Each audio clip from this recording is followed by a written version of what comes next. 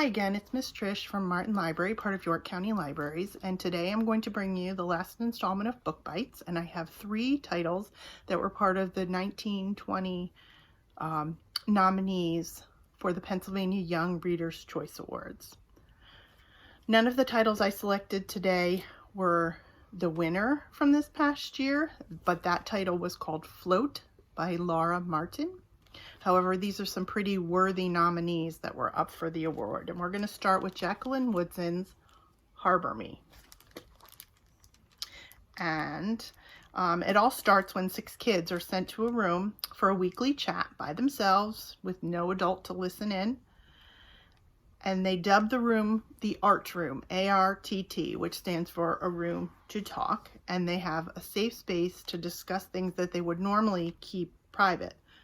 A father has recently gone missing, and that starts a conversation about the things causing angst in their lives, from racial profiling and fears of deportation to a deep yearning for family history and a sense of belonging.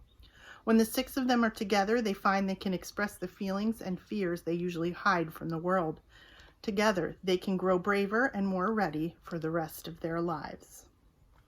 So let's read a little bit of the beginning of this book and see if we can get you hooked. Chapter 1. We think they took my puppy. It's over now. Or maybe it isn't. Maybe even as I sit on my bed in the dying light of the late afternoon, it's beginning again. Maybe Miss Laverne is looking over the new class list, her finger moving down the row of names. Maybe her, she is thinking. And him. And her. But it won't be the same. And it won't ever be the 6 of us together again. We think they took my puppy. My uncle is a musician and a storyteller. He says the hardest part of telling a story is finding the beginning. I've pulled the voice recorder from my closet and have it sitting in the middle of my bed now. When I press play, Esteban's voice fills my room. It's scratchy and far away sounding, but still, Esteban is here again, and all of us are sitting in our small circle in a place we call the Art Room. Nobody knows where he's at. Outside, a blue jay perches on the edge of a branch. Ailanthus tree, tree of heaven. Ms. Laverne taught us that. It's the same tree the girl in A Tree Grows in Brooklyn saw from her fire escape. The thing about that tree was it could grow anywhere and keep growing. And that was the metaphor, that even when things got really hard for everyone in that story, even when the dad died and the mom had to scrub more and more floors to make money, even when the kids didn't have anything to eat for days and the apartment was freezing, the tree kept growing. The main character, her name was Francie, she was like that tree. Ms. Laverne said that all of us, Esteban, Tiago, Holly, Amari, Ashton, and even me, were like that tree too. My uncle's moving out tomorrow. He's really the only parent I've ever known. He says, this is a beginning. He says, now you'll have 2 houses to go to. He says, you're 12 now, Haley. You're ready. But I'm not ready. This afternoon, I miss everything. I miss my uncle, even though he's upstairs packing. I miss the art room. I miss Holly and Amari arguing and Ashton pushing his hair away from his forehead. This afternoon, I miss Tiago's dreams of the sea and Esteban's poems and all the stories we finally trusted each other enough to tell. I miss the beginning of our story together and the deep middle of it. Once there were 6 of us. Once we circled around each other and listened. Or maybe what matters most is that we were heard. Downstairs, my father is playing the piano. Soft, sad notes floating up from the living room. The piano is old, found on the street a few blocks away the day my father moved back home. My father, uncle, and 3 other men lifted it up the stairs, then had to remove the door to get it inside. It's an upright, scratched wood, yellowing keys. My father took a whole day tuning it. And now the notes move through the house, dipping down at the end like tears, rising up like prayer. Upstairs, I can hear my uncle moving from dresser to bed and back again. And I know he is neatly folding shirts and sweaters into his suitcase. Most of his stuff is already downstairs. Boxes line the hall by the front door. His favorite chair is draped with a blanket. His guitars are stacked in their cases beside it. Tomorrow he will move to Manhattan and start his new life. I'll be the bachelor I was always meant to be, he said. And then, seeing the look on my face I failed at hiding, he added, And I'll be back every single Sunday to spend time with my most favorite person in the world.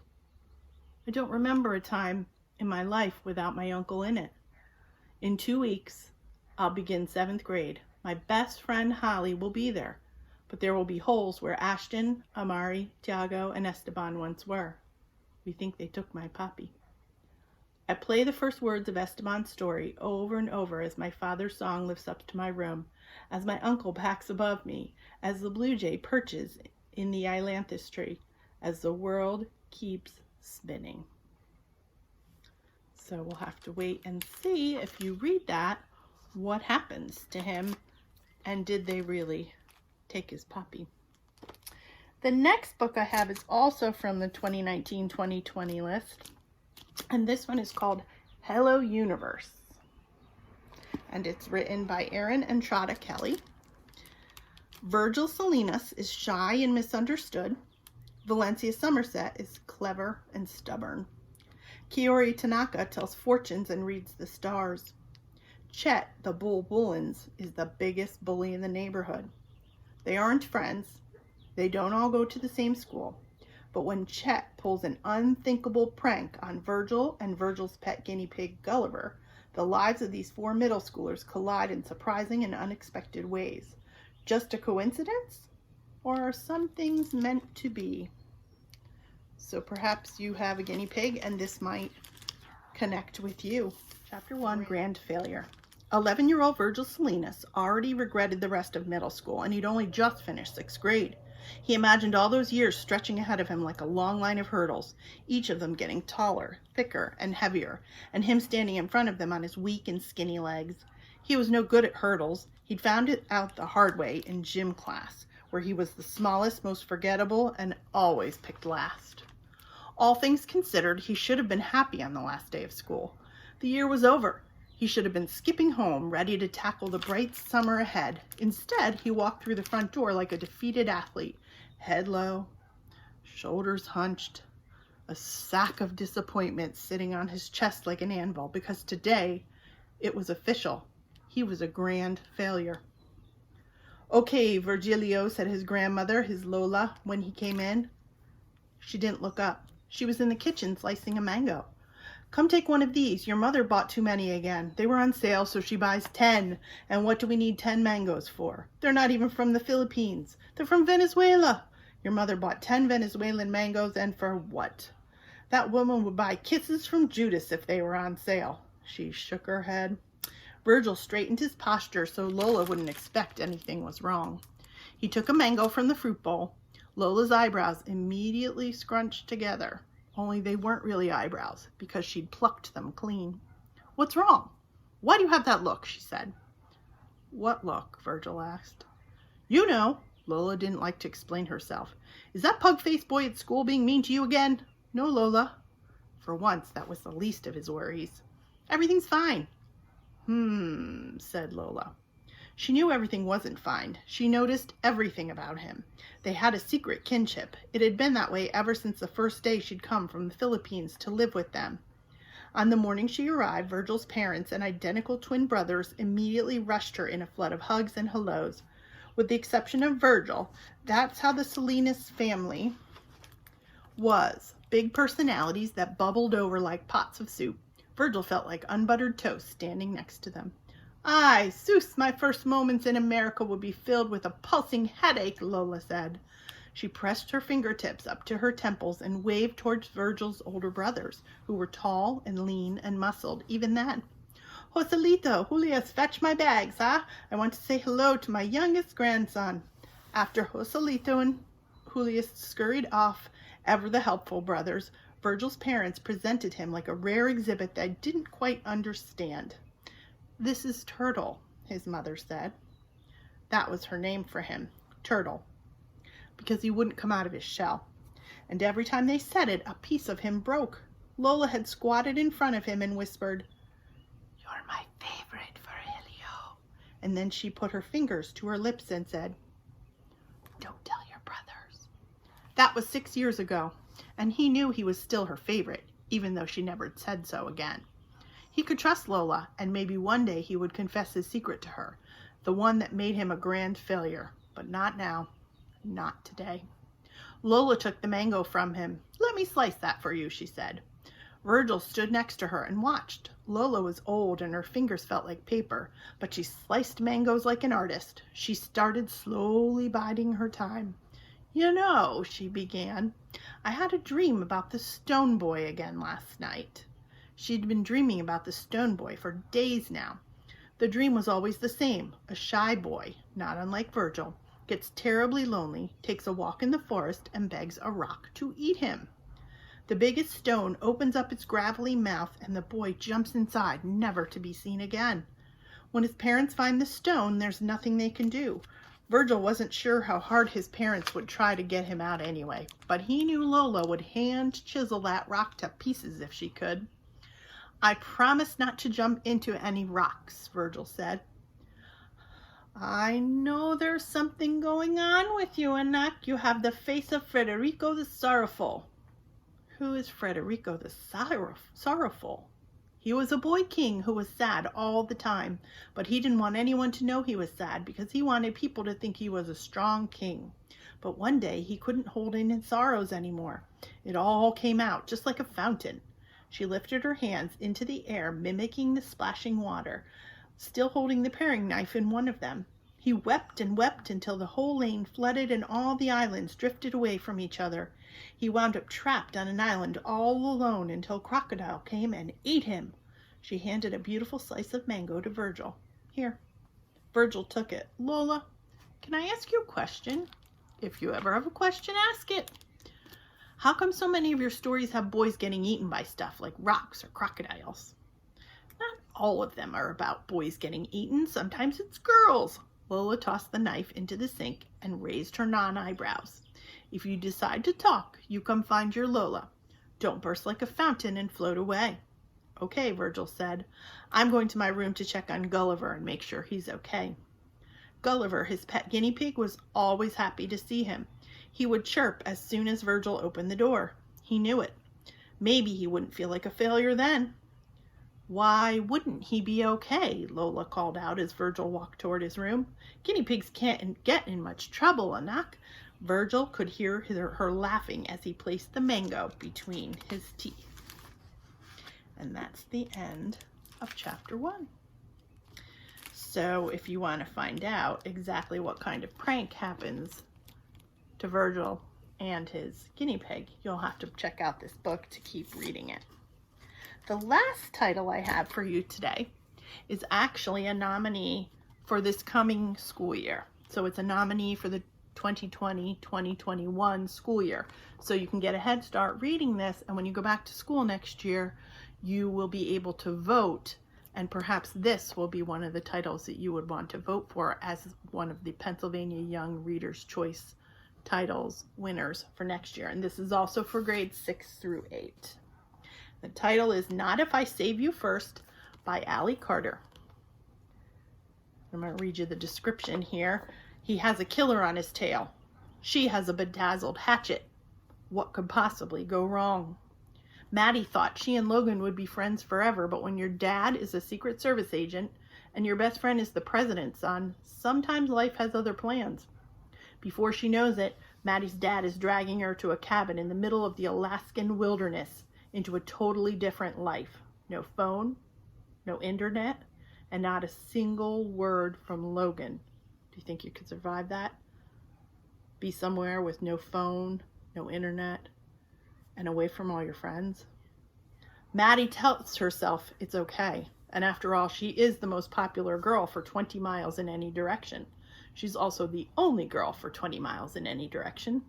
She has wood to cut and weapons to bedazzle. Her life is full. Until Logan shows up 6 years later.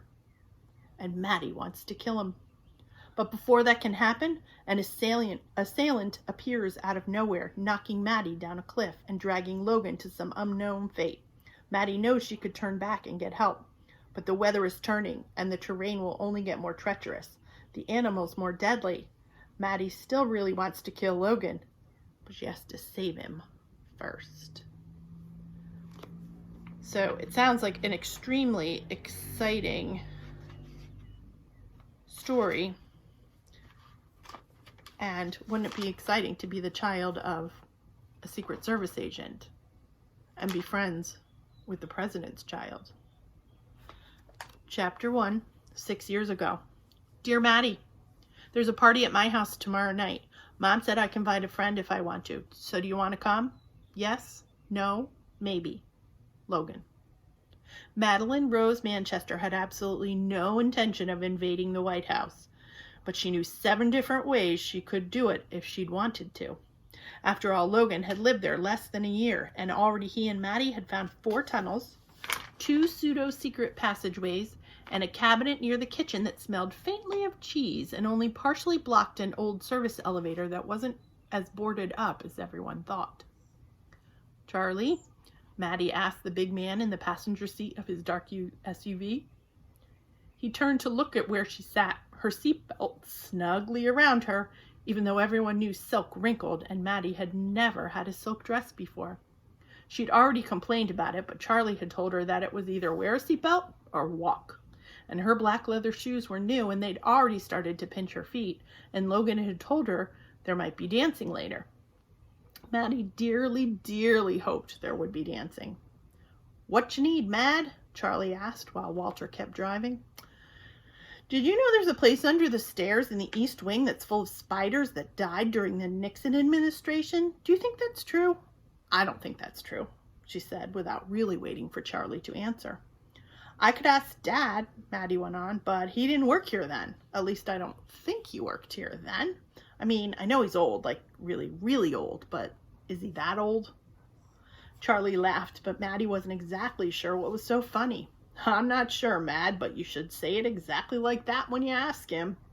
This sounded like a very good idea to Maddie. Thank you, Charlie. I'll do that. She thought for a moment and then went on. Did you know it's possible to crawl all the way from Logan's dad's office to the press room using the air ducts?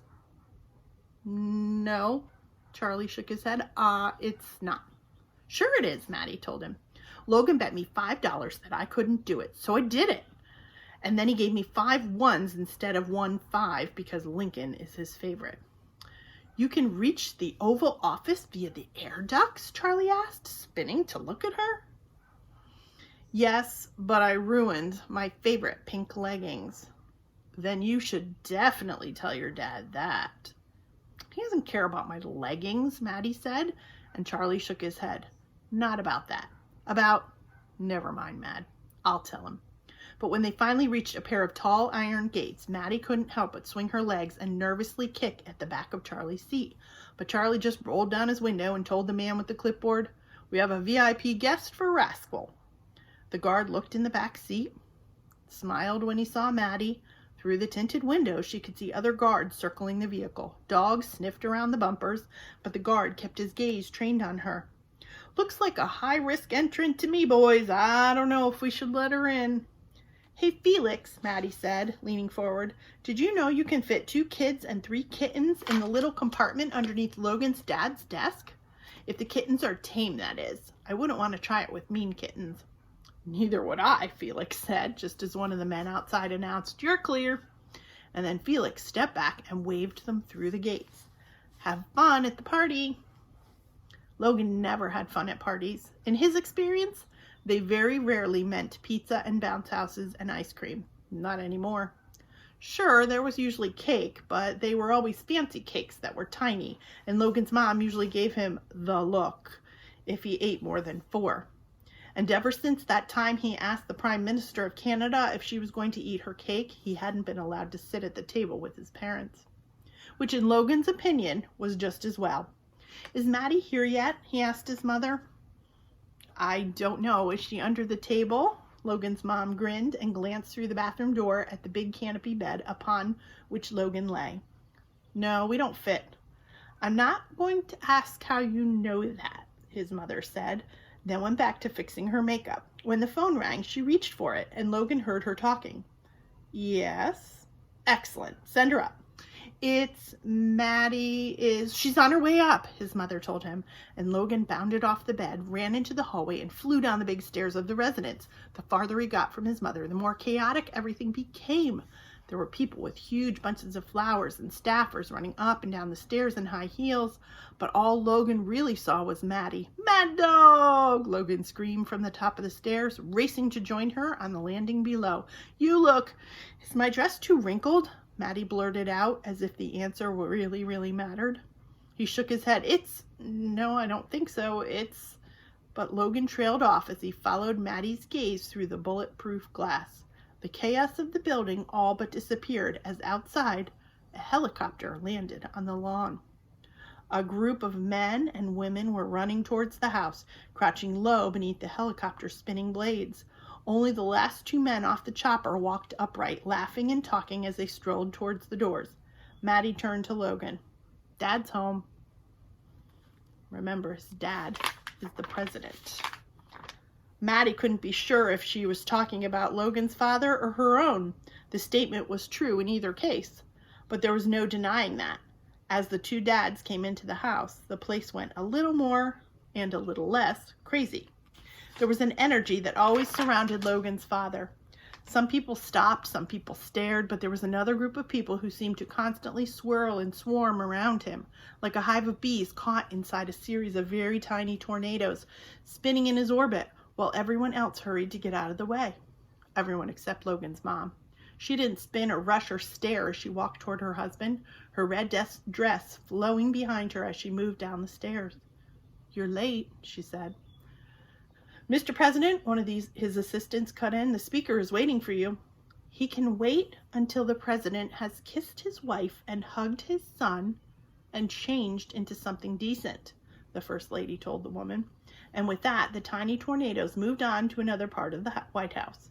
"Hello, darling," Logan's dad told the First Lady as he leaned down to kiss her. When he pulled away, she made a face that said, "You smell." And then she shifted her gaze to Maddie. "What are we going to do with them, Mad?" Maddie could only shake her head. "Boys always smell," she said truthfully. "You get used to it, sweetheart," Logan's mom told her. But Logan's dad didn't seem to mind. He just reached for his son and said, "Hey, kiddo." Then he turned to Maddie. "Kidette." Maddie dropped into a curtsy. "It's a pleasure to see you again, Logan's dad." "And you, Manchester's daughter." The president bowed at the waist. "You're a far lovelier sight than your father, I can assure you." "Thank you. My dress wasn't wrinkled when I put it on, you should know. The wrinkles are entirely Charlie's fault."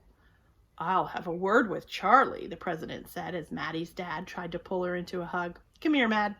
She pulled away and looked at the First Lady. "You're right. They do stink." "This is what I get for keeping the president safe?" Maddie's father asked. "From treasonous deer? It's hard work, I'm sure." The First Lady turned to her husband. "Now, do I need to remind the pair of you that the Russian Prime Minister and his entire entourage, your entire cabinet, all 7 viewers of C-SPAN are expecting our very first state dinner to commence in 45 minutes. Logan's dad cut a look at Maddie's. "Save me from her, Manchester." But Maddie's father just shook his head. "Sorry, Mr. President. This time you're on your own." It wasn't until the First Lady dragged the president upstairs that Maddie felt Logan stir beside her. He'd been perfectly quiet, perfectly still, as if content to be a mere fly on the wall in the president's presence. And then her father said, "How are you doing, rascal?" And Logan's eyes got even bigger. "Did my dad really kill a deer?" "No." Maddie's father crouched against the windowsill, bringing himself down closer to Logan's level. "Your father and a senator from Kentucky and I sat in a tree in the woods for 7 hours, hoping to kill a deer." "And you didn't see one?" Logan asked. "No." Maddie's dad shook his head slowly. "We saw one." Logan's eyes were wide. "And my dad didn't shoot it?" "No." Maddie's dad sounded like he was carefully considering the answer. "Your dad was more interested in getting a vote out of the senator from Kentucky." Logan still looked confused. "You had a gun. Why didn't you shoot it?" Maddie's father seemed to think this was an excellent question. He leaned a little lower. "Because when I shoot, it isn't for fun." "It's because you have to," Logan said. Maddie's father nodded. "And what's more important than shooting, rascal?" Logan only had to think about that answer for a moment. "Making sure you don't have to?" "Good job," said Maddie's dad as he tousled Logan's hair. When Maddie's father tried to pull her into another hug, Maddie pushed away, even though her dress was already wrinkled. You really do smell, Dad. Okay, Mad Dog, I give up. I'll go shower. He started down the stairs. Now, what are you two going to do for the next 41 minutes? Maddie and Logan looked at each other and gave almost identical shrugs. Fine, her dad said. Don't tell me. Just stay in the house. Stay out of the way. It's kind of crazy around here. He was almost out of sight before they said in unison, we noticed. And I think I'm going to stop there. It's not quite the end of the first chapter, but it seems like a good place to stop. And you'll have to read it to find out what kind of trouble they might get into when they're waiting for the party to begin. So again, just to go over those titles, Not If I Save You First by Allie Carter, Hello Universe by Erin and Trotta Kelly, and Harbor Me by Jacqueline Woodson. Those were the 3 titles we went over today, and you can check in our card catalog and see if you can find them either in hard copy or in either ebook or e-audio or even a regular audiobook, and read those stories and then let us know what you think about those titles. And remember, that last one I read, Not If I Save You First, is one of next year's titles, so you can get a head start on getting ready to vote for those. In the meantime, I hope you have a great rest of the summer. Thanks for joining us for Book Bites this summer, and be sure to go on yorklibraries.org to see what other fun programs we have planned for you.